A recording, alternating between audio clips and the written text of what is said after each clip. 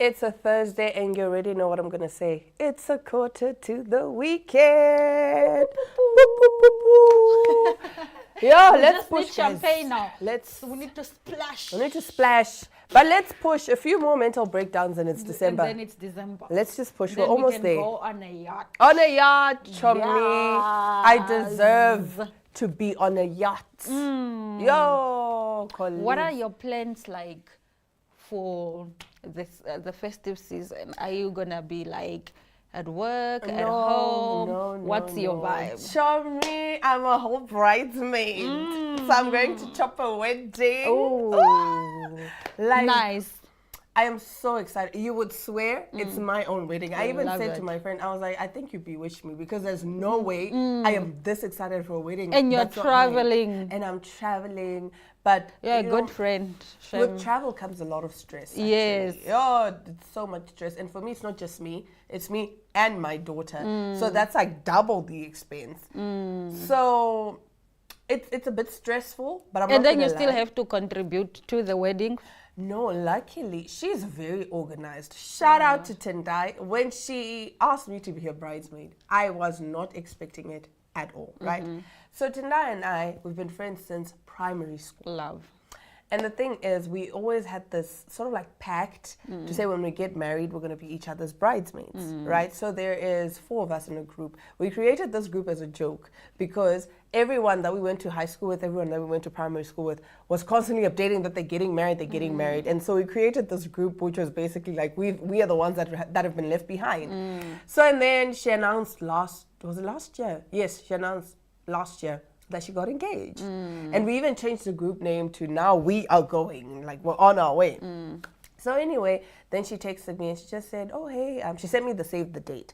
I just assumed it was going to be an invitation. Yeah. And so as I read the message and she says, I would love for you to be my bridesmaid. Yo! Isn't it weird that our friends are getting married now? Charlie. Like we are the new adults. We are the new adults. It's so scary. Like now. We are the new adults. So she says to me, can you be my bridesmaid? And I was so shocked because we have another friend who got married earlier, but she just invited us to the wedding. We weren't bridesmaids, which is still fine. But that's why this one came so much as a shock because I'm like, wait, what? And then she even said, so I'm willing to help out with whatever other costs that come up from the that's so wedding sweet. because I don't want to put you guys in debt. That's so sweet. Like, she is so organized. Would you be offended if I ever got married and I didn't make you a bridesmaid? I would. Chummy, I would be so offended. I would be extremely Why? offended. Let's say I only have like 4 girlies. Well, let's say I only want a limited amount of bridesmaids. Oh, so you don't like me then? No, but I have a million friends. But you and I have been through the most together. So I don't understand why I'm not a bridesmaid. This is why people have a million friends, a million bridesmaids, because people will feel bad. And like you have different bonds with different people. So now if I make you a bridesmaid and I don't make Maria a bridesmaid, Maria will be like, am I not your friend enough or what? Why did you choose her and not me? Like, it's so weird. It's very weird. But it's valid though. Even I think I would also genuinely be hurt. If I don't make you my bridesmaid. Even if like you had a birthday and you didn't invite me, I'm like, oh, Chomi. But what's why? the tag, Yeah, I'll be because hurt. even something that's meant for family, I would still invite you because you're one of my close friends, right? So I would still invite you. I'd be like, no, Chomi, it's mostly family, but you are one of the 3 friends that I'm inviting. Yeah. Right? But if you don't make me a bridesmaid, I'm gonna be so hurt and so betrayed. I will be so. I'm not gonna lie. What if you are in Japan? Now I will come. So I must just extend the invitation. Okay, and then you let me can be decline. the one to say, like this friend of mine, she says, I know you're there and I know you were here earlier this year. So let me know if you'd be available. If you're not, then I understand. But if you are, then I'm more than happy to, have you there and help out with, accommodation costs, all of that. I think it's a serious topic. What goes into like choosing the right bride or groom squad? Like, do you look at like your colleagues? Do you look at the people you spend the most time with? Do you look at like the people you grew up with, the people you went to school with, the people you talk with every day? Because me and you can be friends, the best of friends, but we don't communicate every day. So I just wonder what the dynamics are. I think when you pick. When I think of my bridesmaids, I've always thought, well, I've got this set number already. These 3 girlies that I'm in the group with, I already said, y'all are my bridesmaids. Even when you're married, you are going to be a bridesmaid. I don't care. But for other reasons, it's like the people that I can't imagine not being there when I have like a bachelorette party. The people that I can't imagine not being there by my side when I'm wedding planning. Because I know, Aina's going to help out. Aina's going to tell me, okay, for content, Chomi, we're going to need to do this, we're going to need to do this. I'll know, okay, when it comes to planning, Kaya is the one that's going to be planning the bachelorette party. And So it's people that I know are going to be there for me. People that I know, if I call you at 12 a.m. and say, Aina, my flowers are late, Aina can make a plan. The people that I know I can count on, people that I know are happy for me, they're going to be celebrating with me. If I say we are going to Bora Bora, going for the bachelorette trip, we are going. We are going. No, but Chomi, I cannot afford or what. No, it's people that I know are going to be there for me, people that I know I can't imagine them not being by my side. Yeah. For me, I think it's really all about the bridal events leading up to the wedding. I can't imagine you not being there. I already picture, Aina's going to bring this dynamic to the thing. I already imagine, so-and-so is going to bring this kind of dynamic. So, in a way, I think my bridesmaids have already been selected.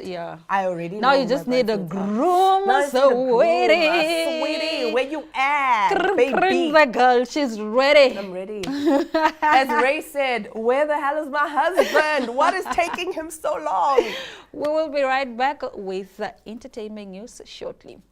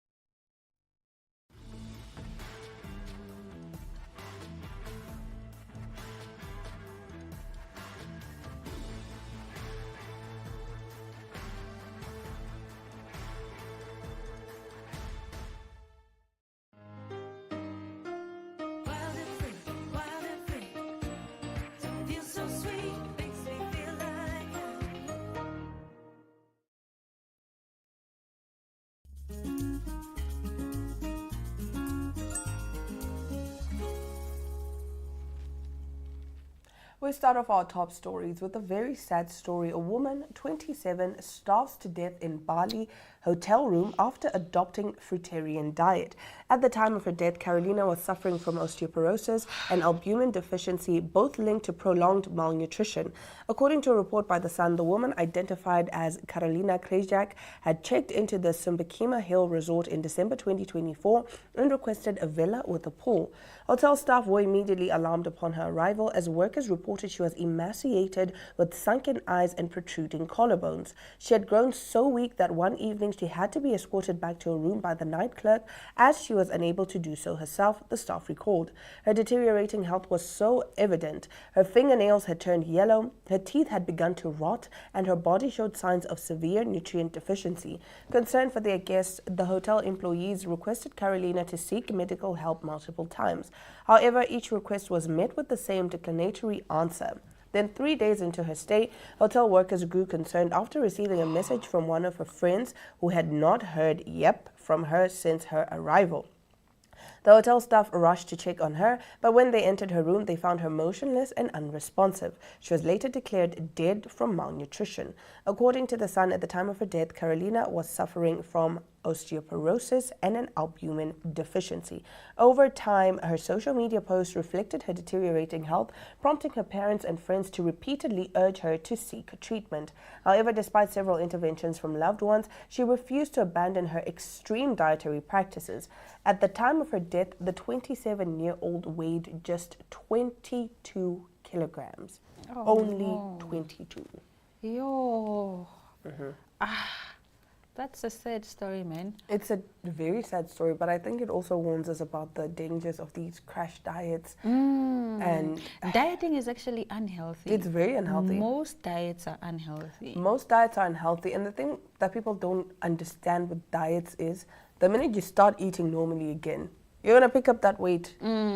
Right? Because if you go on a 2-week no sugar, no carb diet, fine, you will drop the weight. But then once you start bringing back carbs and sugar into your diet, you're going to gain even more weight than you had already lost in the first place. And I think that's what people don't understand about crash diets, that they're very unhealthy. And most of the times, the weight that you're trying to lose, you're going to gain it all back, but even more. So all of these diets, this is why they are dietitians, right? These are people that you can go to. These are people that study these things. These are people that are going to tell you, this is the healthy way for you to lose. Let's say you want to lose 10 kgs. They'll tell you, you're not going to lose 10 kgs in 2 weeks. Yeah. That is impossible. You are putting yourself at risk. We're going to come up with a diet plan. And most of the times, it's not even a diet plan. It's a lifestyle change. That's why I am a firm believer in the 80-20 rule. 80% whole foods, lean foods, 20% the foods that you still enjoy. Your chips, your cookies, whatever it is. Because that way you don't have these cravings. Because a lot of the times when people go on crash diets, they also go on binge eating sprees. Because you've been starving your body, so now you're craving that one cookie. But then you end up eating an entire packet because you just can't satiate the hunger. Oh, man. The pictures? No. Terrifying. Imagine at only 27 years old, she looked like she was in her 60s, 70s. I don't even want to get into the why she opted for a fruit diet. I honestly think it's just because of societal pressures.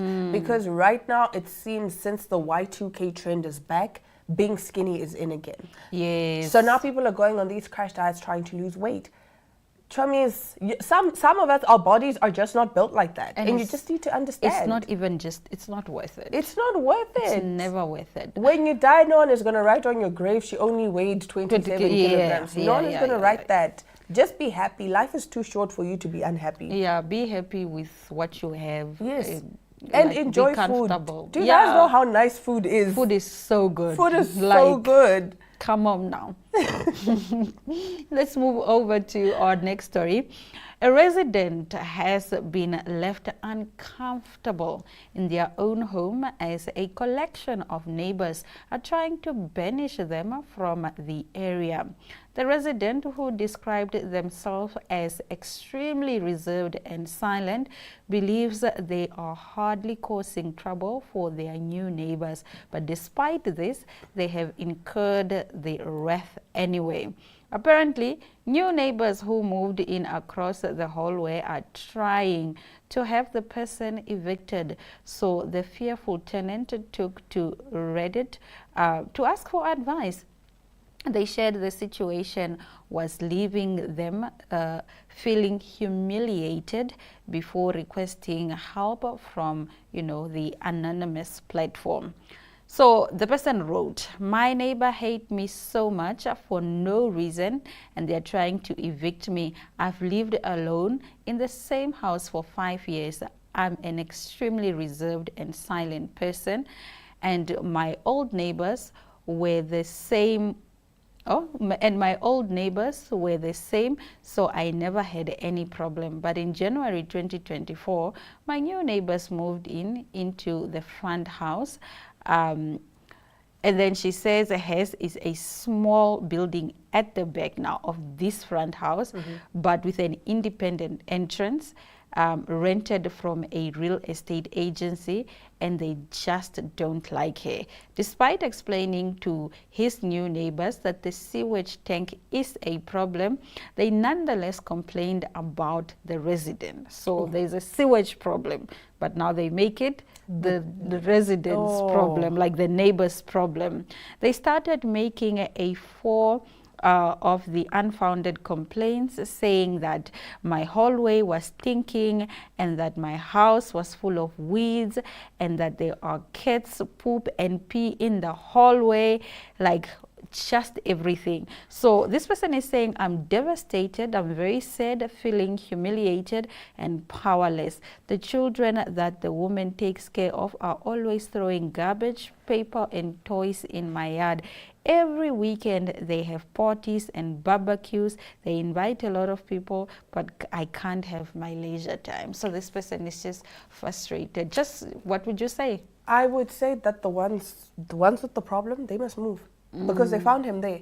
But now these ones with the problems are like being detrimental to this person's well-being. The thing. It's very... So, and they're not going to leave because they are bullying him They are bullying him, and also because they have the bigger unit, it obviously means they're paying more money.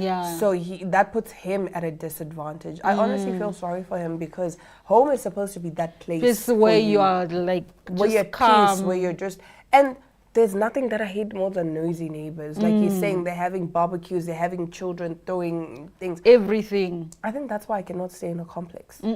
Complexes are like, no. I cannot stay in a complex.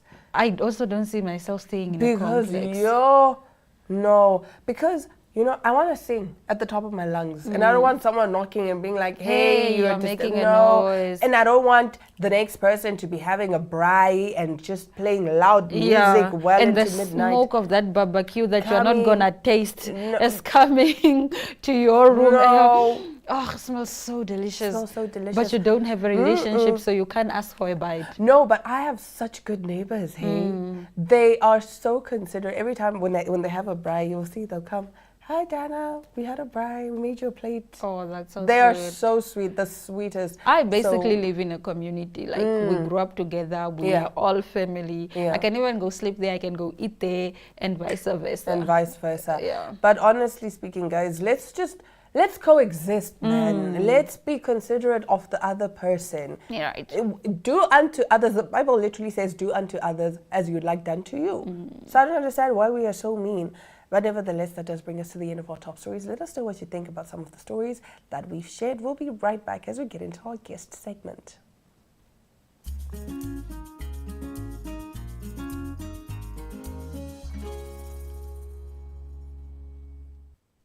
Emily Erastus joins us now to talk about her return from the fantastic competition. It's called the PCA Battle of the Titans, and she represented Namibia, competed, and she's going to talk to us about that. But first, she's also nominated for Fitness Content Creator of the Year at the MTC Content Creator Awards for 2025. We couldn't be more proud of you, girl. Congratulations. Thank you so much. How are you doing? I'm very well. How are you? I'm good. Tell us, the last time I spoke to you, I had interviewed you just before you went to go, take part in this competition. Talk to us about, the journey, coming back, what went down, how you feeling. Just overall, give us a summary of your experience. Well, the trip was so fantastic. We went down as a group of us. About 6 of us competed, and it was really nice to have that energy of a team and to be able to compete alongside Namibians in South Africa and on a stage, and to put Namibia on the map in that way. It was really, really fun and cool. Overall, we're very proud of how we placed. The experience that I got, it definitely gave me an itch to continue bodybuilding. So, yeah. All right. Talk to us more about, the competition. What is it all about? How many countries came together, and what number did we place? So I had to tell myself, like, it doesn't matter if you don't win, but of course I wanted to win. Yes, the aim is to win. Yeah. So I placed third in my category that I competed in, and it's a placement that I'm very proud of, even though it took a while to marinate and accept that. I was like, what? Yeah, I did Not that. first? That's why you're nominated for Content Creator of the Year, Fitness Content Creator of the Year. Okay, so what impact does bodybuilding have on your body? Like, you know, you've trained so hard leading up to this competition. When you are done eating all the eggs, I don't know, does your body go back? Is your body more relaxed? Do you crave the extreme working out?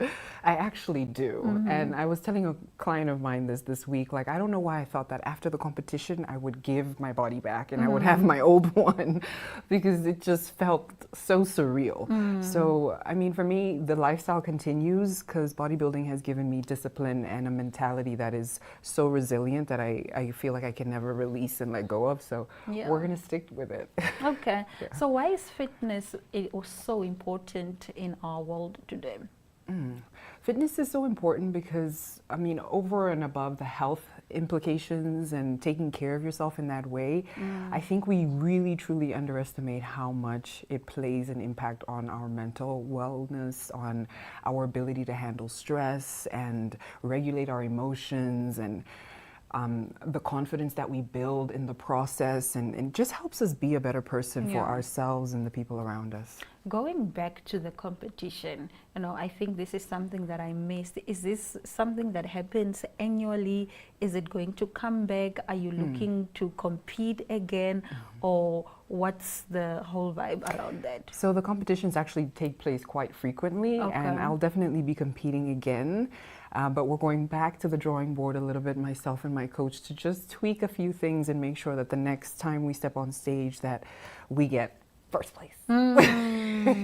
I wonder if these fitness competitions are like, you know, beauty pageants. The competitions, do you feel pressure when you see other people and their toned legs, you know, six packs, and you're like, oh, did I not train enough, or what? Do you have that kind of pressure?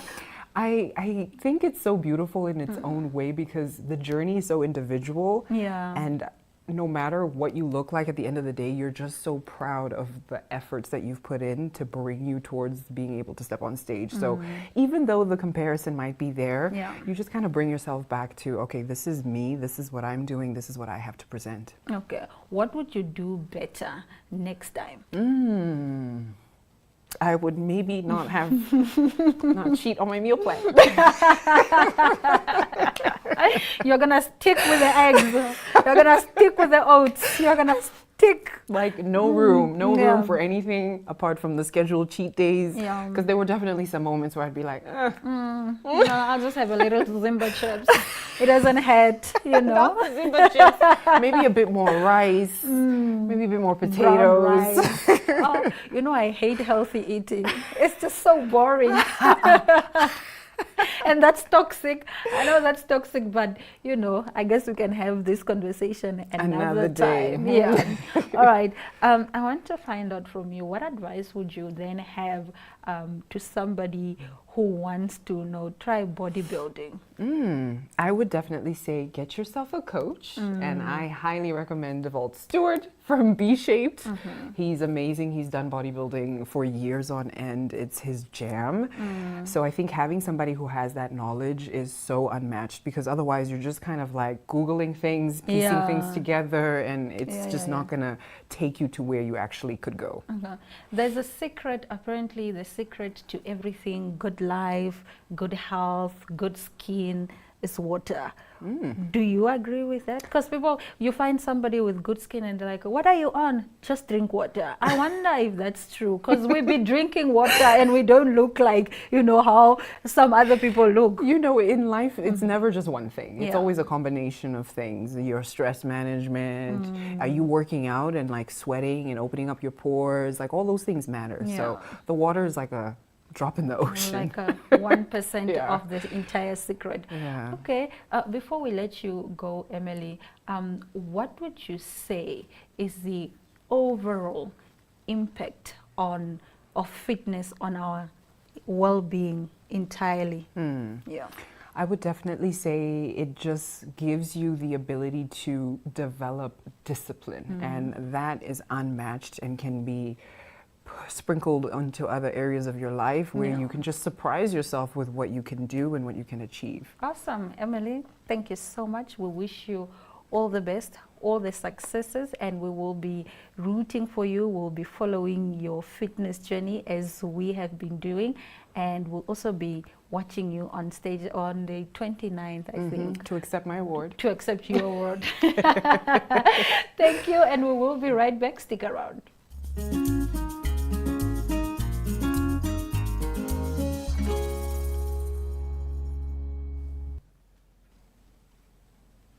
And that brings us to the end of today's episode of Smell the Coffee. Thank you so much for joining us this morning. We'll be back again tomorrow, same time, same place.